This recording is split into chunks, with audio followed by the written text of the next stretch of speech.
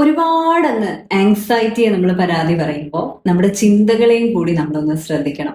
Anxiety ഒരുപാട് കൂട്ടുന്ന ചില ആവർത്തിച്ചുള്ള ചിന്തകളിലൂടെ നമ്മൾ കടന്നു പോകാറുണ്ട്. അത്തരത്തിൽ വരുന്ന 5 ചിന്തകളെ കുറിച്ചാണ് ഇന്നത്തെ വീഡിയോയിൽ നമ്മൾ പ്രതിപാദിക്കുന്നത്. നമസ്കാരം, ഞാൻ Vidya Nair, transpire insight hub എന്ന ഹോളിസ്റ്റിക് മെന്റൽ വെൽബീയിങ് സെന്ററിലെ പ്രാക്ടീഷണറാണ്. ഒന്നാമത്തെ ഒരു കാര്യം എന്ന് പറയുന്നത് I am not good enough, ഞാൻ അത്ര പോരാ, ഞാൻ അത്ര നന്നല്ല എന്നൊക്കെയുള്ള ചിന്ത ആവർത്തിച്ച് നമ്മുടെ മനസ്സിൽ വരുന്നുണ്ടെങ്കിൽ വളരെ ആങ്സൈറ്റി ആയിരിക്കും എന്ത് കാര്യം ചെയ്യാൻ തുടങ്ങിയാലും.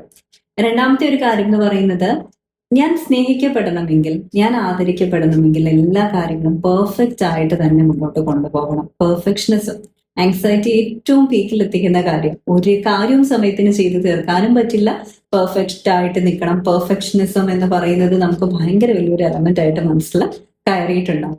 മൂന്നാമത്തെ ഒരു കാര്യം എന്ന് പറയുന്നത്, ഞാൻ തനിച്ചാണ്, ആരോടും ഹെൽപ്പ് ഒന്നും ചോദിക്കാൻ പറ്റില്ല, അങ്ങനെയൊക്കെയുള്ള രീതിയിൽ ഐ എം എലോൺ എന്നുള്ള ഒറ്റപ്പെടല്, അങ്ങനെയുള്ള പല കാര്യങ്ങളും. അതുകൊണ്ട് തന്നെ ഒരു ഗ്രൂപ്പിൽ പോയി കഴിഞ്ഞാൽ നമുക്ക് കണക്ട് ചെയ്യാൻ പറ്റില്ല, ഐ എം എലോൺ എന്നുള്ളത്. അതുപോലെ തന്നെ ഗ്രൂപ്പിന്റെ ഇടയിൽ നിൽക്കുമ്പോൾ ഐ എം ഡിഫറെന്റ്, അല്ലെങ്കിൽ ഞാൻ ഓട് വൺ ഔട്ടാണ്, ഈ ഗ്രൂപ്പിൽ ചേരാത്ത ഒരാളാണ് എന്നൊക്കെ ഉള്ള ചിന്ത നമുക്ക് ഇങ്ങനെ ആവർത്തിച്ച് വരുന്നുണ്ടെങ്കിൽ അതും ഈ പറയുന്ന പോലെ നമുക്ക് ആങ്സൈറ്റി ഒരുപാട് കൂട്ടുന്ന തരത്തിലുള്ള ചിന്തകളാണ്.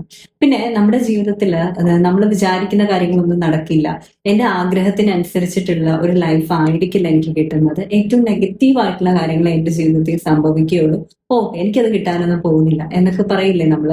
വളരെ എളുപ്പം നമ്മളത് പറഞ്ഞു പോകുന്നുണ്ടെങ്കിലും ആവർത്തിച്ച് അത്തരം ചിന്തകൾ കടന്നു വരുമ്പോൾ അത് നമ്മുടെ എല്ലാം ജീവിതത്തിലെ ഒരുപാട് ആങ്സൈറ്റി കൂട്ടുകയും അതുപോലെ തന്നെ നമ്മുടെ പ്രൊഡക്ടിവിറ്റി ഒക്കെ ഭയങ്കരമായിട്ട് കുറയ്ക്കുകയും നമുക്ക് ഒരു മനസ്സമാധാനവും തരാത്ത രീതിയിലേക്ക് കൊണ്ടുപോവുകയും ചെയ്യും.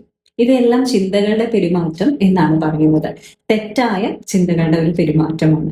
അപ്പോ നമ്മളുടെ ഓരോ ചിന്തയിലും ഓരോ തോട്ട് ഡിസ്ട്രോഷൻ ഉണ്ട്, ഇറാഷണൽ ആയിട്ടുള്ള ഒരു തോട്ട് പാറ്റേൺ ഉണ്ട്.